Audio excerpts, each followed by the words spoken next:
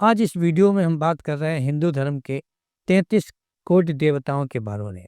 साथियों, सबसे पहले ध्यान देने योग्य बात यह है कि जो 33 कोटि शब्द कहा जाता है, इसका अर्थ हमारे जनमानस ने करोड़ में लगा लिया है। जबकि हमारे शास्त्र ये कह रहे हैं, वेद में ये कहा गया है कि ये देवताओं की कोटि है, अर्थात इनका प्रकार है, ये करोड़ नहीं है। लेकिन इस करोड़ को ही हमने कोटि मान लिया है, कोटि को ही हमने करोड़ मान लिया है। तो आइए हम बात करते हैं कि आखिर ये 33 कोटियाँ क्या हैं, देवताओं की 33 प्रकार क्या हैं। तो कोटि में जाने से पहले मैं आपको बताऊंगा, ये देवता हमारे अलग अलग शक्तियों के रूप में हैं। और ये इनकी जो कोटियाँ हैं वो निम्न प्रकार से हैं। इसमें से 8 वसु हैं, 11 रुद्र हैं, 12 आदित्य और 2 अश्विनी कुमार हैं। अब आपके मन में सवाल उठता होगा कि आखिर इन 4 कोटियों में बटे हुए देवता, इनका प्रतीकात्मक रूप जो है, वो आखिर है क्या? तो हम आपको बता रहे हैं कि जो हमारे वसु हैं, तो उनमें हमारी जो प्राकृतिक शक्तियाँ हैं, उनको हमने 8 में विभक्त किया है।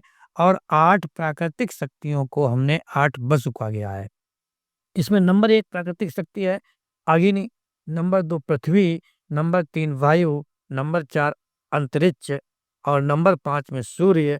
फिर स्वर्ग है नंबर 6, 7 में चंद्रमा है, 8 में नक्षत्र। इस प्रकार से हमारी पहली कोटि प्राकृतिक शक्तियों के रूप में चिन्हित की गई है। इस प्रकार से देवताओं की पहली कोटि पूरी होती है। अब हम बात करते हैं दूसरी कोटि की, जिसको रुद्र कहा गया है। इसमें कुल देवताओं की संख्या 11 है। तो ये 11 किससे संबंधित हैं? ये हमारे प्राण, मन व आत्मा से जुड़े हुए रूप हैं। इनको नाम हमने क्या दिया गया है? इनको हमने मन कहा गया है, नंबर 1। नंबर 2 क्रोध कहा है, नंबर 3 बुद्धि कहा है, नंबर 4 कल्याण, नंबर 5 में ऋतु चक्र और नंबर 6 में शक्ति, नंबर 7 में अस्तित्व, नंबर 8 में काल या समय, नंबर 9 में सुंदरता और नंबर 10 में दृढ़ संकल्प और 11 में सत्य। इस प्रकार से हमारे दूसरी कोटि के जो देवता हैं, जिनकी संख्या कुल 11 है, वो हमारे हमारे मन और हमारे आंतरिक विचारों से, विवेकों से ओतप्रोत हैं। अब हम तीसरी कोटि पर जाते हैं, जिसमें कि 12 है। इनको 12 आदित्य कहा गया है। अब आदित्य शब्द का अर्थ है काल, चक्र, सूर्य और ऋतु चक्र के देवता। अर्थात जो हमारा पर्यावरण है, उसके 12 देवता बताए गए, जिनको 12 आदित्य कहा गया है। यदि हम एक एक करके बात करें, तो ये हैं संरक्षण, अर्थात जिनको विष्णु कहा गया है।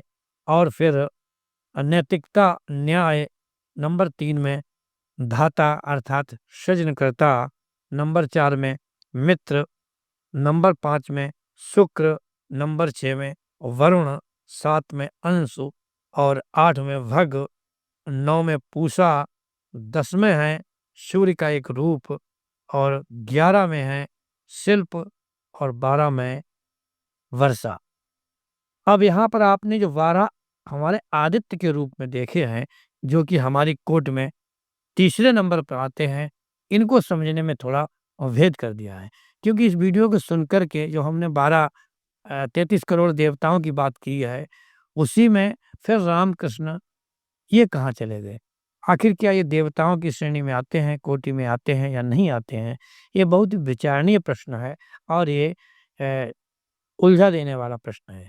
तो यहाँ पर जो हमारे 12 आदित्यों में नंबर 1 पर आते हैं विष्णु। तो विष्णु को एक देवता कहा गया है, एक संरक्षणकर्ता कहा गया है। और रामकृष्ण सहित लगभग 10 अवतार जो बताए गए हैं विष्णु के, कहीं 12 अवतारों की ज़िक्र है। तो उनमें जब विष्णु का अंश होगा तो वो विष्णु में ही गिना जाएगा। इसलिए रामकृष्ण को भी देवता माना जाता है। जबकि कोटि में इनका वर्णन नहीं मिलता है। कोटि में सिर्फ़ आदित्य की कोटि में नंबर 1 पर विष्णु आते हैं। अब बचती है चौथी कोटि। तो चौथी कोटि में क्या आता है? चौथी कोटि में मात्र जो हमारे 2 देवता हैं, जिनको हमने अश्विनी कुमार कहा गया है। अब जो अश्विनी कुमार हैं वो कौन-कौन से हैं? वो है हमारे देवताओं के वैद्य, अर्थात जो ऊपर हमने 3 कोटियाँ बताई हैं, उन सब का इलाज करने वाले, उन सब का संरक्षण करने वाले जो 2 हैं वो अश्विनी कुमार हैं, उनको वैद्य माना गया है और ये जुड़वा माने जाते हैं। क्योंकि स्वास्थ्य, औषधि, उपचार और चिकित्सा के ये देवता माने जाते हैं और दूसरे नंबर में इन्हीं के द्वारा हम मानते हैं कि हमारे सबका स्वास्थ्य की रक्षा होती है।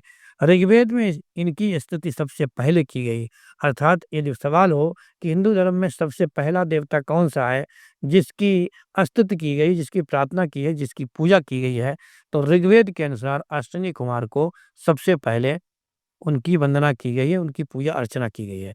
इस प्रकार से जो एक भ्रम फैला हुआ है कि हिंदू धर्म में 33 करोड़ देवता होते हैं, तो वो गलत है। ये स्रोत जो हमें मिला है वो ऋग्वेद और शतपथ से मिला है। इसमें देवताओं की कोटि बताई गई है, ना कि उनके संख्या। तो कोटि का अर्थ है प्रकार और संख्या का अर्थ होता है संख्यात्मक। साथियों, कैसे लगा ये वीडियो आप हमें ज़रूर बताएँ। यदि आप इसी प्रकार का अन्य कोई वीडियो सुनना चाहते हैं, देखना चाहते हैं, तो आप मुझे कमेंट में बताएँ। इस वीडियो को शेयर करें, चैनल को सब्सक्राइब करें। कल फिर मिलते हैं एक नई जानकारी के साथ। जय हिंद, जय भारत।